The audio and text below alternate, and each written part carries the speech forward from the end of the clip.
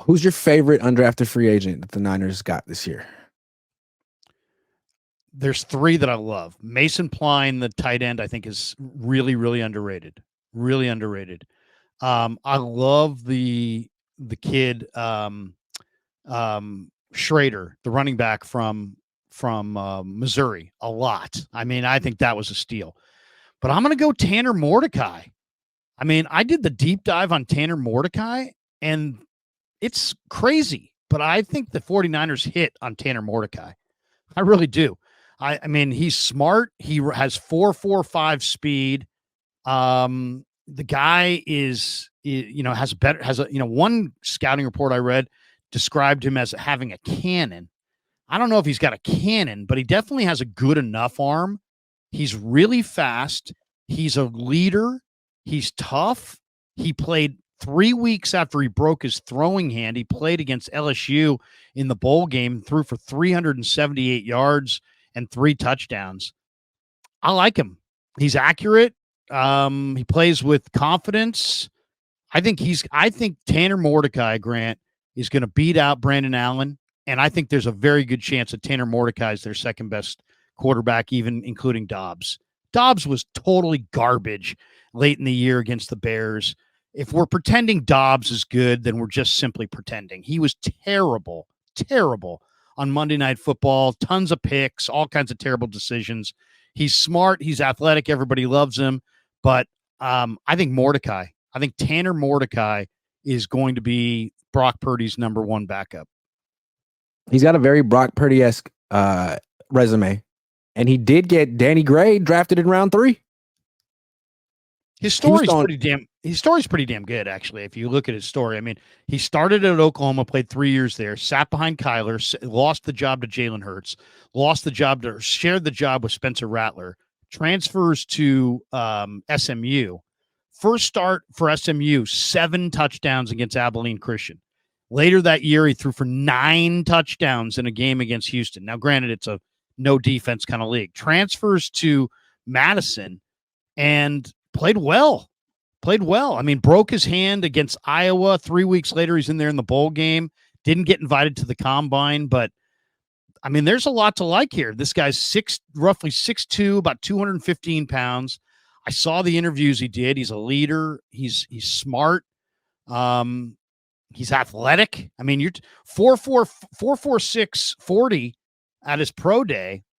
And then when you turn on the film, you see it. I mean, he drops back to pass, and then he moves explosively. He runs for some first downs. I like him. And he, the ball comes out quick. He knows what he's doing with it. He's mature. He's smart. To whoever, I'd love to know. I wish I was there this weekend. I should have gone down there Saturday just to ask Lynch.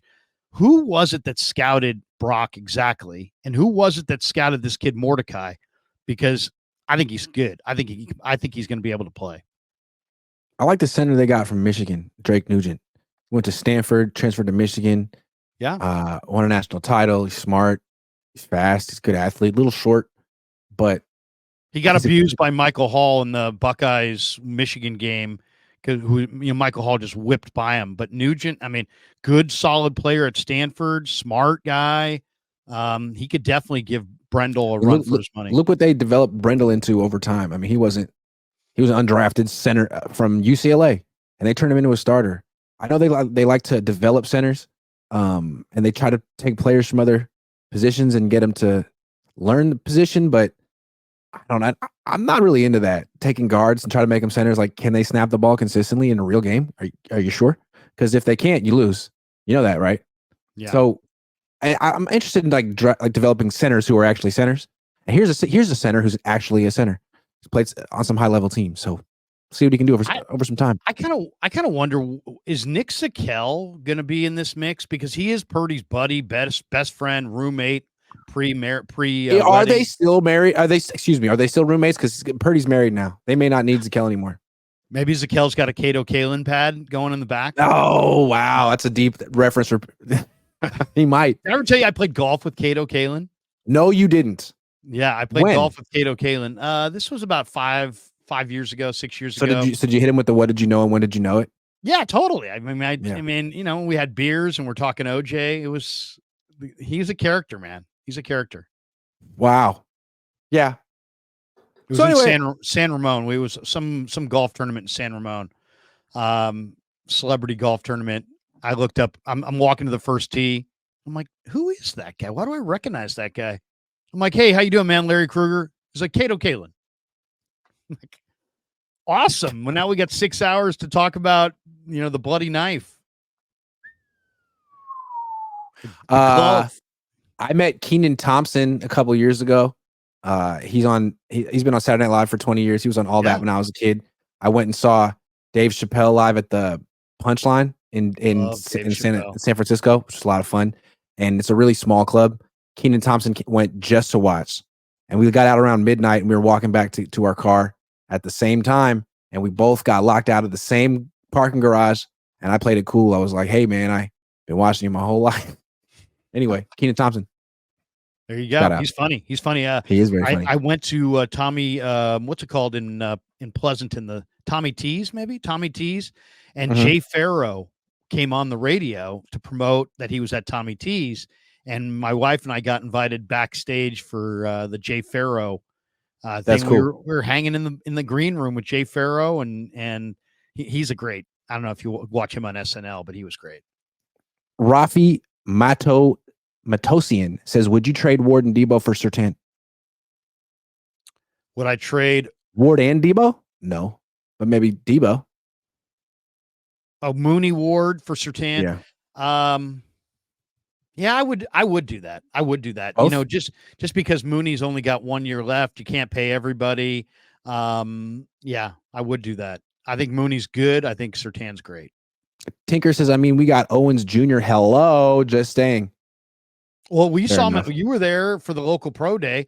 I'll say this about Owens' kid. He's fat. He's big and strong and athletic. He's raw as hell, and there's no chance he makes the team. He's going to be a practice squad guy. But if you told me that he developed into something, I wouldn't be shocked by that, man. The kid's got unbelievable, natural gifts, and he's super late to football. So his improvement curve could be huge. Dazza says 2 main weaknesses last year was run defense and O-line. Other NFC teams addressed their weaknesses. How have the Niners improved those 2 issues this offseason?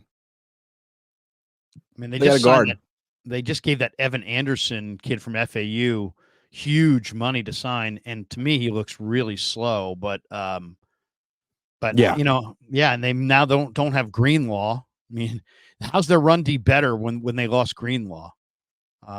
But I mean, I'll say this: Malik Mustafa is a thumper. He definitely will help, and Renardo Green is the kind of guy that will step up and make plays against the run, and so's Yadam. So hopefully they're a little bit better on the back end tackling wise, because I mean their safeties just refused to tackle last year. Once Afonga went down, it was like, what are we talking about here? And if Jair Brown didn't play incredibly, the Niners would have never made it to the Super Bowl.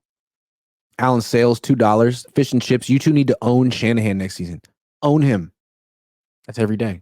Tinker says, I guess for a 3rd year, while my money lasts, I'm going all in again. Quest for 6 again. I guess for a 3rd year, while my money lasts, I'm going all in again. Quest for 6 again. Okay. Sure. The Niners are not the best team in the NFC. The Niners are among 4 or 5 teams that I would all put neck and neck. Like the Niners were the best team in the NFC last year. Now Philly's better. Now Detroit's better. Now Green Bay's better. Now the division's better. Yeah. I would say the Niners are on par with about 4 or 5 teams at the top of the NFC.